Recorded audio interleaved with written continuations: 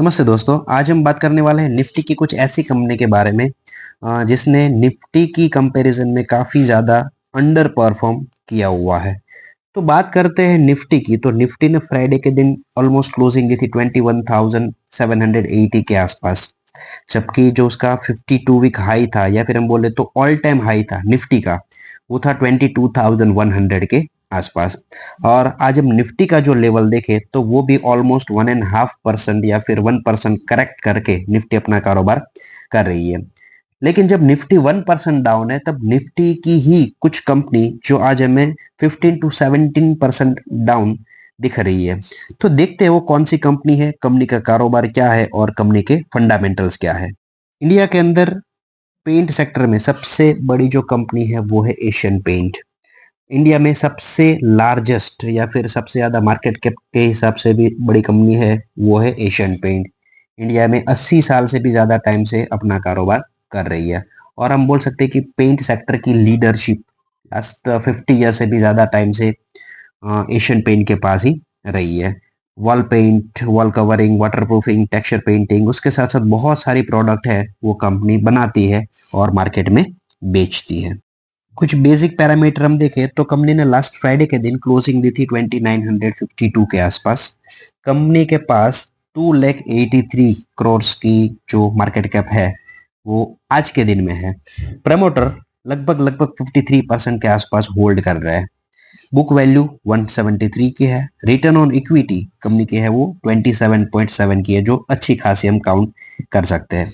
अब कंपनी ने यहाँ पे कुछ शेयर से वो प्लेज करके रखे हैं, ऑलमोस्ट 6.5% के हिसाब से है। और ये शेयर प्लेज करके कंपनी ने कुछ ना कुछ जो डेप्ट है वो उठाया होगा। उसके साथ साथ कंपनी ने 2,327 का डेप्ट है वो बैंक से लेकर रखा हुआ है। हाई एंड लो की बात करें, 52 वीक हाई, 52 वीक लो, तो कंपनी का जो 52 वीक हाई था वो 3568 के ऊपर था, जिससे करेक्ट करके आज के दिन कारोबार कर रही है 2952। मतलब लगभग कंपनी में मोटा मोटी काउंट करें तो 17-18% के हिसाब से आज हमें डिस्काउंट देखने को मिल रहा है। कंपनी का जो लो था 52 वीक लो वो था 2700 के आसपास। अगर हम पेयर कंपैरिजन की बात करें तो सेम सेक्टर में एशियन पेंट के अलावा भी कुछ कंपनी ऐसी है जो पेंट सेक्टर में ही अपना कारोबार करती है और हम बोल सकते हैं कि एशियन पेंट की कॉम्पिटिटर कंपनीज है। लेकिन जैसे हमने पहले डिस्कस किया, लीडरशिप है मार्केट की वो एशियन पेंट के पास ही है। लगभग लगभग 2,83,100 समथिंग करोड़ का जो मार्केट कैप है वो एशियन पेंट के पास है। और बाकी की जो भी कंपनियां सबका टोटल करोगे तो भी इसका 50% नहीं होगा। मतलब आप समझ सकते हो कि जो लीडरशिप मतलब वो एशियन पेंट के पास ही है, प्लस इसके आजू बाजू में भी कोई ऐसी कंपनी नहीं है जो इसको टक्कर दे पाए। लास्ट क्वार्टर की हम बात करें तो नेट प्रॉफिट था कंपनी का वो 1475 रुपीज का था। और सेल्स की बात करें तो कंपनी ने लगभग लगभग 35,551 करोड़ का जो सेल्स है वो पर ईयर किया हुआ है। ऑपरेटिंग प्रॉफिट मार्जिन अगर हम देखें तो वो 21.82 समथिंग के आसपास रहा है, जो कि एक अच्छा खासा हम प्रॉफिट बोल सकते हैं। अब सबसे पहले हम देखते हैं quarterly result. Quarterly result company ने कैसे पोस्ट किए हैं। तो हमारे पास दिसंबर 2020 से लेकर दिसंबर 2023 तक का डेटा है वो यहाँ पे अवेलेबल है। देखते हैं सेल्स। तो दिसंबर 2020 में सेल्स थी 6700 के आसपास, जो दिसंबर 2023 में बढ़ के हो चुके हैं 9100 के आसपास। लेकिन सीखने वाली चीज यहाँ पे ये है, अगर आपने यहाँ पे नोट किया होगा, दिसंबर 2020 से लेके सितंबर 2021 का जो टाइम था उसके अंदर सेल्स है वो फर्स्ट 3 क्वार्टर में कम हुई है, लेकिन सितंबर 2021 का क्वार्टर था उसमें सेल्स बढ़ी है। अब यहाँ पे एक्सपेंसेस भी बढ़े हैं और ऑपरेटिंग प्रॉफिट है वो कम हुए हैं। अगर यहाँ पे सेल्स बढ़ती है तो प्रॉफिट बढ़ने चाहिए, लेकिन ऑपरेटिंग प्रॉफिट है वो यहाँ पे कम हुआ है और अल्टीमेटली ऑपरेटिंग प्रॉफिट मार्जिन है वो भी कम हुआ है। तो उसका रीजन क्या है? तो 2020 जो दिसंबर मंथ था वहां से लेके सितंबर 2021 का जो टाइम था वो क्रूड ऑयल का सबसे ज्यादा अच्छा टाइम था। क्रूड ऑयल के जो दाम थे वो बहुत ज्यादा ऊपर थे और क्रूड ऑयल के दाम अगर बढ़ेंगे तो अल्टीमेटली वो नेगेटिव है पेंट सेक्टर की कंपनी के लिए, क्योंकि पेंट सेक्टर की हर एक कंपनी है वो as a raw material crude oil use करती है। उसके दाम ज्यादा थे, जिसकी वजह से एक्सपेंसेस है वो कंपनी है वो कंट्रोल नहीं कर पाई थी। कोई भी कंपनी आप देख लो पेंट सेक्टर की, उसके अंदर हमें यही चीज देखने को मिलती है। तो ऑपरेटिंग प्रॉफिट भी डाउन हुए थे। ऑपरेटिंग प्रॉफिट मार्जिन है वो ऑलमोस्ट हम काउंट करें तो आधे हो चुके थे।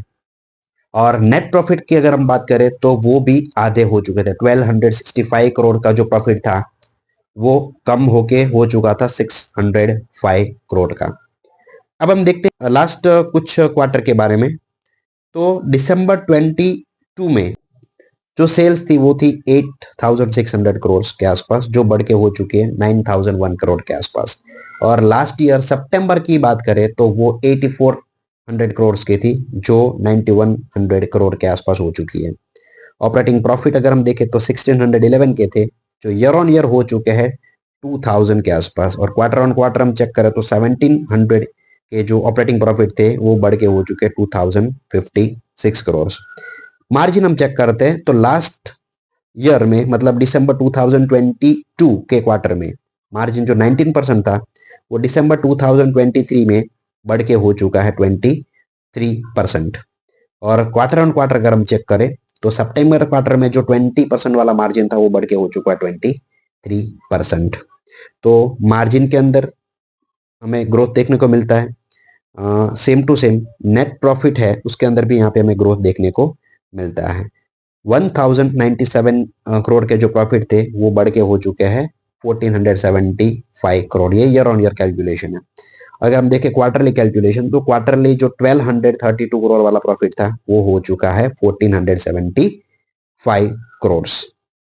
ये जो हमने चेक किया वो क्वार्टरली रिजल्ट था। अभी हम देखते हैं yearly result profit and loss statement में। यहाँ पे तो आपको 2012 से लेके आज तक का डेटा देखने को मिलेगा, लेकिन इतना सारा हम चेक नहीं करेंगे। ऑलमोस्ट आप मोटा मोटी देखो तो हर जगह पे हमें सेल्स के अंदर ग्रोथ देखने को मिलती है, एक्सपेंसेस के अंदर हमें ग्रोथ देखने को मिलती है, same to same operating profit है उसमें ग्रोथ देखने को मिलती है। प्रॉफिट के जो मार्जिन है वो भी यहाँ पे 16% से बढ़ के आज हो चुका है 22% के आसपास। अगर हम बात करें नेट प्रॉफिट की तो नेट प्रॉफिट के अंदर भी हमें 1000 से लेके आज हमें जो प्रॉफिट है वो 5500 करोड़ का देखने को मिलता है। लेकिन ये जो प्रॉफिट है वो क्या फाइनल प्रॉफिट है? नहीं, ये फाइनल प्रॉफिट नहीं है, क्योंकि यहाँ पे आप अगर डेटा देखोगे तो बाकी सारे जो यहाँ पे ईयर आपको देखने को मिलते हैं वो 12 मंथ का डेटा दिखा रहा है। लेकिन यहाँ पे ये जो टीटीएम लिखा हुआ सिर्फ और सिर्फ 9 मंथ का है, क्योंकि फाइनेंशियल ईयर है वो अभी कंप्लीट नहीं हुआ है। फाइनेंशियल ईयर है वो कंप्लीट होगा मार्च 2024 में। यहाँ पे आपको जो सेल्स है, जो एक्सपेंसेस है, ऑपरेटिंग प्रॉफिट मार्जिन है, वो हमें सिर्फ और सिर्फ हम बोले तो 9 मंथ के या फिर 3 क्वार्टर के ही देखने को मिल रहा है। लेकिन फिर भी ये जो 9 मंथ है उसने बाकी सारे के सारे जो डेटा यहाँ पे दिया हुआ है उसको बीट किया हुआ है। मतलब कंपनी तो अच्छा खासा प्रॉफिट है वो जनरेट कर रही है। तो यही होती है एक ब्लू चिप कंपनी की साइन। कुछ और पैरामीटर की अगर हम बात करें तो कंपनी का जो सेल्स ग्रोथ है वो लास्ट 10 ईयर में 13% है। लास्ट 5 ईयर की बात करें तो 15% पर ईयर सेल्स ग्रोथ रहा है कंपनी का। और लास्ट 3 ईयर में कंपनी ने अच्छा खासा रनअप दिखाया है और 20% के सेल्स ग्रोथ के साथ कंपनी है वो अपना रिटर्न जनरेट कर रही है। प्रॉफिट ग्रोथ की बात करें जो टोटल रेवेन्यू के ऊपर होता है, लास्ट 10 ईयर में, 5 ईयर में, 3 ईयर में वो मोटा मोटी 14-15% के आसपास रहा है। अगर हम अपने इन्वेस्टमेंट की बात करें तो स्टॉक का जो CAGR है लास्ट 10 ईयर में, अगर लास्ट 10 साल पहले आपने इन्वेस्टमेंट किया होगा तो आपके टोटल जो कैपिटल है उसके ऊपर कंपनी ने पर ईयर 20% के हिसाब से जो रिटर्न है वो शेयर होल्डर को दिया हुआ है। 5 ईयर की बात करें तो 15% का है। लास्ट 3 एंड 1 ईयर की बात करें तो ये जो लास्ट 3 साल से या फिर 2 साल से कंपनी है वो ऑलमोस्ट कंसोलिडेशन फेज के अंदर चल रही है। इसकी वजह से यहाँ पे इतना अच्छा खासा रिटर्न है वो जनरेट नहीं हुआ है। लेकिन फिर भी इस टाइम पे कंपनी 20% डाउन है। अगर जब ये 20% का जो गैप है वो जब कंपनी फिलअप करेगी तब यहाँ पे भी हमें अच्छा खासा रिटर्न है वो देखने को मिलेगा। कंपनी के शेयर होल्डिंग पैटर्न के बारे में हम बात करें तो प्रमोटर के हाथ में लगभग लगभग 52-53% के आसपास का स्टेक है वो प्रमोटर के पास है। FI और DI की बात करें तो FI मतलब फॉरेन इंस्टीट्यूशनल जो इन्वेस्टर होते हैं वो मोटा मोटी 17.5 के आसपास का जो स्टॉक है वो होल्ड कर रही है। DI मतलब म्यूचुअल फंड है वो 10.5% समथिंग का जो स्टेक है वो होल्ड कर रही है। और बात करें हम पब्लिक की या फिर रिटेल इन्वेस्टर की तो रिटेल इन्वेस्टर के पास कंपनी का 19.4 समथिंग का जो स्टेक है वो पब्लिक के पास है।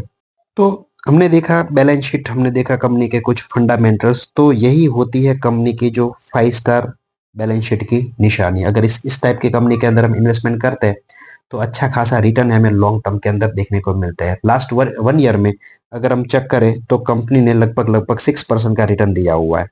लास्ट 5 साल की हम अगर बात करें तो लास्ट 5 ईयर में कंपनी ने 112% का रिटर्न अपने इन्वेस्टर को दिया हुआ है। लेकिन कुछ टाइम से कंपनी है वो कंसोलिडेशन फेज के अंदर चल रही है, प्लस माइनस हो रहा है। लेकिन एट द एंड अगर हम लॉन्ग टाइम पीरियड का चार्ट देखें तो आप देख सकते हो कितना ब्यूटीफुल चार्ट दिख रहा है। और लॉन्ग टाइम में कंपनी ने लगभग लगभग यहाँ पे आप चेक करो तो 25,000% का रिटर्न है वो अपने इन्वेस्टर को जनरेट करके दिया हुआ है। तो यही है एक टाइप की ब्लू चिप कंपनी। बने रहिए इसी टाइप की कंपनी में, लॉन्ग टाइम में डेफिनेटली आपका अच्छा खासा पैसा बन रहा है। डिस्क्लेमर दे दूं कि ये जो स्टॉक है वो मेरे पास भी है, लेकिन यहाँ पे किसी के लिए बाई या फिर जो सेल है उसका रिकमेंडेशन नहीं है। इन्वेस्टमेंट करने से पहले आपके फाइनेंशियल एडवाइजर से एक बार जरूर पूछें। मिलते हैं नेक्स्ट वीडियो में, तब तक के लिए बाय बाय।